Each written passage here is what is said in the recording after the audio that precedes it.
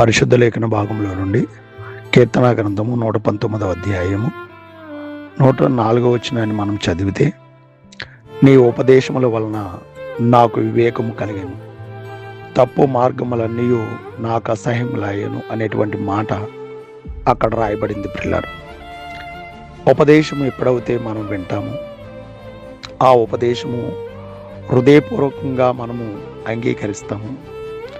ఆ ఉపదేశాలు, దేవుని ఉపదేశము హృదయపూర్వకంగా అంగీకరించినప్పుడు ఆ ఉపదేశము మనల్ని ఏం చేస్తుందంటే తప్పు మార్గంలో నడవకుండా చేస్తుంది. తప్పు మార్గాన్ని చూసినప్పుడు ఆ తప్పు మార్గము మనకి ఏమవుతుందంటే అసహ్యంగా కనపడుతుంది.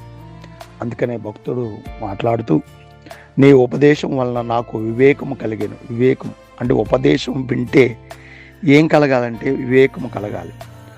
అప్పుడు తప్పు మార్గములన్నీ చూసినప్పుడు అసహ్యంగా కనపడతాయి. వివేకం లేకపోతే ఆ తప్పు మార్గములు మనకు అసహ్యంగా కనిపించవు. కాబట్టి ఉపదేశం విన్నప్పుడు ప్రతి ఒక్కరు కూడా ఆ ఉపదేశం వలన వివేకం కలిగి ఆ తప్పు మార్గములన్నీ అసహించుకున్నప్పుడు అప్పుడు మనకు మంచి జీవితం మనకు కలుగుతుంది.